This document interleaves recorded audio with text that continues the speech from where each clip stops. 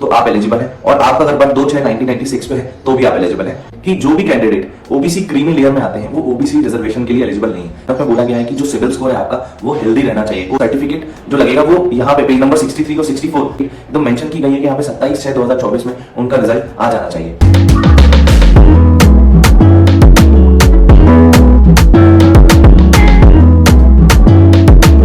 Hi guys, welcome back to my channel.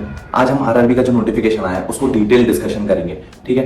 तो जिसके पास भी नोटिफिकेशन नहीं है, मैंने डिस्क्रिप्शन में उसकी लिंक डाल दी, वहां से डाउनलोड कर लीजिए। अपने दूसरे फोन में खोल लो या लैपटॉप में खोल लो, तो साथ साथ में आपको दिखता जाएगा कि मैं कौन से पॉइंट में क्या बात कर रहा हूँ। तो सीधे अपन नोटिफिकेशन पे आते हैं, ठीक है। जब आप ये नोटिफिकेशन खोलेंगे तो पहले पेज में बताएगा कि कौन सी डेट से स्टार्ट हो गया ये बनना और कौन सी डेट में प्री एग्जाम है, कौन सी डेट में मेंस एग्जाम है। तो भाई कल से स्टार्ट हो चुके हैं ये। मैं अभी 8 तारीख को वीडियो बना रहा हूँ, 7 तारीख से ये स्टार्ट हो चुके हैं रजिस्ट्रेशन, ठीक है। अभी इसमें पीईटी एक प्री एग्जाम ट्रेनिंग होता है, ये एसटीएससी ओबीसी वालों के लिए होता है। ये बेसिकली क्या होता है, जिनको पीसी चलाते नहीं आता उनको पीसी चलाना सिखाते हैं। मैंने आज तक अटेंड नहीं की, मेरे हिसाब से यही होता है। अगर आपको नहीं आता, बिल्कुल बेसिक भी नहीं आता, तो आप ये इसमें टिक कर सकते हैं। इसमें आपकी प्री एग्जाम ट्रेनिंग हो जाएगी, ठीक है। उसके बाद आप देखना यहाँ पे जो प्री एग्जाम है, ऑनलाइन प्री एग्जाम है आरआरबी का, वो अगस्त में हो जाएगा। अगस्त की अभी डेट डिसाइड नहीं है, 4-5 डेट आ जाएंगी अभी, ठीक है। उसके बाद आप जो मेंस एग्जाम है वो सितंबर-अक्टूबर में हो जाएगा। मतलब ये जस्ट 1 महीना आपके पास टाइम रहेगा उसके लिए, ठीक है। और इस पेज में आप देख सकते हैं कि यहाँ पे इंटरव्यू भी जो नवंबर आ रहा है, कंडक्ट ऑफ इंक्वायरी, और जनवरी में आपका अलॉटमेंट हो जाएगा। जनवरी, फरवरी और फरवरी तक आपको ब्रांच मिल जाएगी,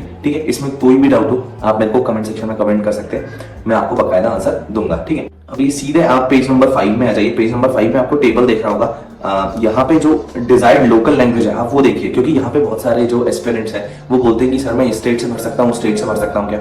अब ये यहाँ पे डिसाइड करेगा अगर आपको यहाँ की लोकल लैंग्वेज आती है या नहीं आती है, उसके हिसाब से आप भर सकते हैं। जैसे आप कर्नाटक से भरना चाहें, कर्नाटक ग्रामीण बैंक के लिए, तो आपको कन्नडा आना चाहिए। ऐसा नहीं कि आपने वहां वैकेंसी आई तो वहां पे भर दिया और आपको कन्नडा नहीं आ रही है तो आप लास्ट तक भी पहुंच जाएंगे तो उसके बाद फेल होके आ जाएंगे। इसलिए ये गलती मत करना, जो आपको लैंग्वेज आती है वही आप फिल करना है, ठीक है। उसके बाद आप पेज में नीचे आइए, एलिजिबिलिटी क्राइटेरिया जो 6-7 नंबर पे सीधे पेज पे आ जाइए। ये ग्रुप बी और ग्रुप ए का है, तो ये ध्यान से देखिएगा। मल्टीपर्पज यानी ऑफिस असिस्टेंट, क्लैरिकल्स के लिए जो एज है वो 18 से 28 है, ठीक है। आप इसकी डेट भी मेंशन हुई है 2/6/96 से लेके 1/6/2006 तक। तो याद रखना इस डेट के बीच में ही आपका बर्थडे आना चाहिए, बोर्ड डेट इंक्लूसिव। मतलब अगर इस डेट में भी आपका बर्थडे आ रहा है, जैसे आपका अगर बर्थ 1/6/2006 पे है तो आप एलिजिबल है। और आपका अगर बर्थ 2/6/1996 पे है तो भी आप एलिजिबल है ऑफिस असिस्टेंट के लिए, ठीक है। अब स्केल 1 के लिए आप देखना, स्केल 1 के लिए 18 से 30 साल है, उसकी भी डेट डिसाइड है, दोनों डेट इंक्लूसिव है, ठीक है। अब स्केल 2 के लिए भी 21 से 32 साल है, दोनों डेट आपको दी है, आप पढ़ सकते हैं वहां पे, दोनों डेट इंक्लूसिव है। इंक्लूसिव का मतलब मैंने समझा दिया, अगर वो डेट में भी बर्थडे आ रहा है तो बर्थ डेट आ रहा है आपका तो आप उसके लिए एलिजिबल है, ठीक है। उसके लिए आप क्राइटेरिया देख सकते हैं यहाँ पे एज रिलैक्सेशन का, ठीक है। एज रिलैक्सेशन उनके हिसाब से, जैसे एसटी/एससी के लिए 5 साल है, ओबीसी के लिए 3 साल है और डिसेबिलिटी वालों के लिए 10 साल। नंबर 9 में देखिएगा, एक लाइन लिखी हुई है कि जो भी कैंडिडेट ओबीसी क्रीमी लेयर में आते हैं वो ओबीसी रिजर्वेशन के लिए एलिजिबल नहीं है। तो ओबीसी में 2 कैटेगरी होती है, क्रीमी, एक नॉन क्रीमी। अब क्रीमी वो होते हैं जिनकी इनकम एक सर्टन इनकम किसी चीज से मतलब जैसे 8 या 9 लाख से ऊपर होती है, वो क्रीमी लेयर में आता है। मतलब बेसिकली वो जनरल में ही काउंट होते हैं। तो आप देख लीजिएगा जो आपका सर्टिफिकेट है उसमें क्रीमी लिखा है या नॉन क्रीमी लिखा है, तो ये देख के जरूर भरिएगा। पेज नंबर 17 पे आइएगा, एजुकेशन क्वालिफिकेशन पे, ठीक है। ये बहुत सारे बच्चों का डाउट रहता है कि जो ऑफिस असिस्टेंट है, मतलब क्लैरिकल्स के लिए आपको कोई भी 60% या 50% नहीं चाहिए, आपको नॉर्मल एक ग्रेजुएशन की डिग्री चाहिए, चाहे वो 34% की हो, चाहे वो 40% की हो, ठीक है। Proficiency in local language as prescribe by the participating RRBs, जो हमने सबसे पहले देखा था कि जो लोकल लैंग्वेज है उसको आपको लिखना और पढ़ना आना चाहिए। जो लैंग्वेज हर स्टेट के बाजू में लिखी थी, जो आपने फर्स्ट या सेकंड पेज में मैंने आपको बताया था, वो आपको आनी चाहिए। सेकंड में desirable working knowledge of computer. अब डिजायरेबल बोला है तो जरूरी नहीं है कि आपके पास होना ही चाहिए, वो बस मान ले रहे हैं, वो बस चाहते हैं कि आपके पास हो, अगर नहीं भी होगा तो भी चलेगा, ठीक है। अब स्केल 1 की बात कर लें, स्केल 1 के लिए भी आपके पास कुछ 60% या 50% की डिग्री नहीं होनी चाहिए, सिर्फ नॉर्मल ग्रेजुएशन होना चाहिए। इसके लिए भी वर्किंग नॉलेज डिजायरेबल है कंप्यूटर का, ठीक है। और इसमें भी आपको लोकल लैंग्वेज टेस्ट होगा आपका, इसमें भी आप स्टेट देख के ही भरिएगा, ठीक है। सेम चीज स्केल 2 के लिए, स्केल 2 में आपको 2 साल का एक्सपीरियंस होना चाहिए कोई भी फाइनेंशियल इंस्टीट्यूशन या बैंक में, ठीक है। इसके लिए 50% मांगा है स्केल 2 के लिए। मैं स्केल 2 की बात कर रहा हूँ जिसमें 2 साल का एक्सपीरियंस मांगा हुआ है, उसमें 50% ग्रेजुएशन में आपका होना चाहिए और जो डिजायरेबल है वो यहाँ पे लिखी हुई है। स्केल 3 के लिए आपको 5 साल का एक्सपीरियंस चाहिए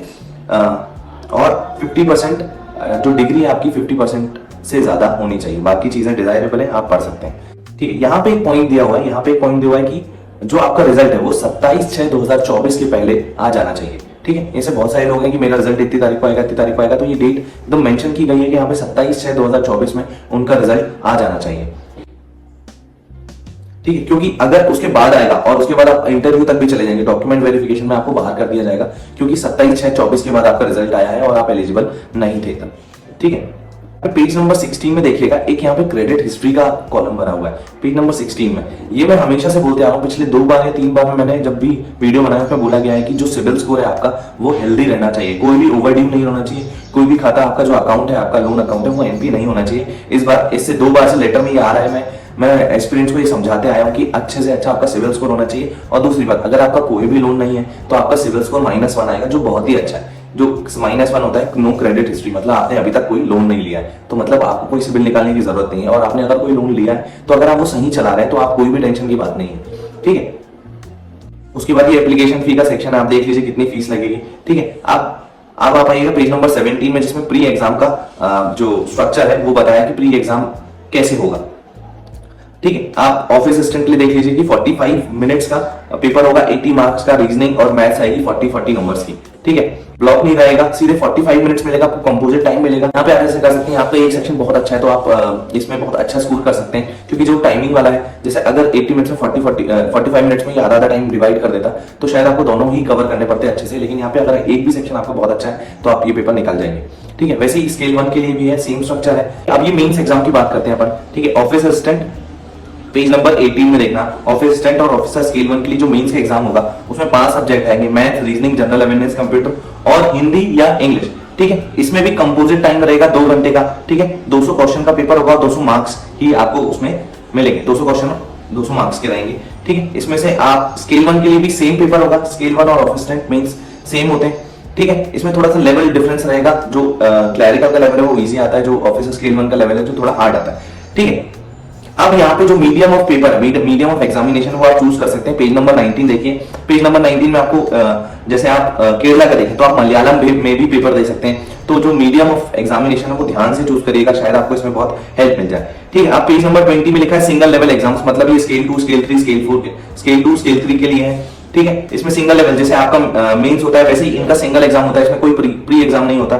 जैसे स्केल 2 के लिए 2 साल का एक्सपीरियंस चाहिए था, स्केल 3 के लिए 5 साल का एक्सपीरियंस चाहिए था। ये नॉर्मल उनके लिए जो अभी जॉब कर रहे हैं। ठीक है, आप उसके यहाँ पे एक इंटरव्यू वाला सेक्शन है। ठीक है, इंटरव्यू वाले सेक्शन में आपको कुछ नहीं पढ़ना है, आपको ये बस ध्यान रखना है कि आपको जो प्री के एग्जाम में एडमिट कार्ड रहेगा वो एडमिट कार्ड आपको संभाल के रखना है। ठीक है, और जो मेंस का भी एडमिट कार्ड है वो सारे आपको जहां भी मिलेंगे वो जो वापस मिल जाएंगे वो आपको संभाल के रखना है, क्योंकि शायद जो प्री का है वो मेंस में यूज होगा और मेंस का है वो इंटरव्यू में यूज होगा। उसके बाद आप यहाँ पे 24 पेज नंबर में आप देख लीजिए कि आपको कौन कौन से डॉक्यूमेंट लगेंगे इंटरव्यू के टाइम में, ये आप पूरे पढ़ सकते हैं कि कौन कौन से डॉक्यूमेंट लगेंगे। जैसे ओबीसी, एसटी, एससी, ओबीसी वालों के लिए आपको सर्टिफिकेट जो लगेगा वो यहाँ पे पेज नंबर 63 और 61 से लेकर 64 में आपको सर्टिफिकेट मिलेगा, आपको वो सर्टिफिकेट बना के लाना इंटरव्यू के टाइम में। ठीक, यहाँ पे लिखा हुआ है कि अगर 2 या 2 से ज्यादा कैंडिडेट का सेम स्कोर है तो वो आपके डेट ऑफ बर्थ के हिसाब से आपको आपका सिलेक्शन करेंगे, क्योंकि जो सीनियर रहेगा उसको पहले जॉब प्रेफरेंस मिलेगी। जैसे इंटरव्यू में अगर सेम मार्क्स है, इंटरव्यू और मेंस के मार्क्स जोड़ के सेम मार्क्स आ रहे हैं और सिर्फ एक ही सीट है और उनको सिलेक्ट करना है, तो किस बेसिस पे करेंगे, वो डेट ऑफ बर्थ के बेसिस पे करेंगे। ठीक है, और इसके नीचे लिखा है आइडेंटिटी वेरिफिकेशन, ये आपको वहाँ पे एग्जाम में जो आपका वेरिफिकेशन होता है उसके बारे में लिखा है। ये हाउ टू अप्लाई लिखा हुआ है, हाउ टू अप्लाई आप कर सकते हैं, आप किसी कंप्यूटर वाले से भरवा सकते हैं, लेकिन याद रखना जो भी आप नाम लिखेंगे, जैसे अपना नाम लिखेंगे वो आपके आधार कार्ड से मैच होना चाहिए। आ जाइएगा पेज नंबर 46, 47, 48, यहाँ पे नंबर ऑफ वैकेंसीज दी हुई है। ये आप देख सकते हैं कि ऑफिसर स्केल 1 के लिए कितनी वैकेंसी है, क्लैरिकल के लिए कितनी वैकेंसी है। ठीक है, 55 में आपको बताया कि कितने साइज की फोटो लगेगी, कितने साइज का थंब इंप्रेशन लगेगा। ये सब आप जो एमपी ऑनलाइन वाले हैं उनसे करवा सकते हैं अगर आपको नहीं आता है तो।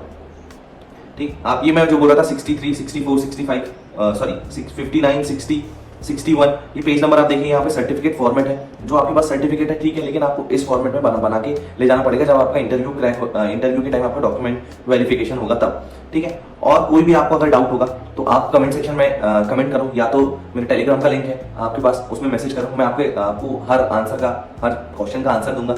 ठीक है, और बाकी इस चैनल को सब्सक्राइब करें और वीडियो को ज़्यादा से ज़्यादा लोगों के साथ शेयर करें, जिससे और भी इन्फॉर्मेशन मिलेगी लोगों को।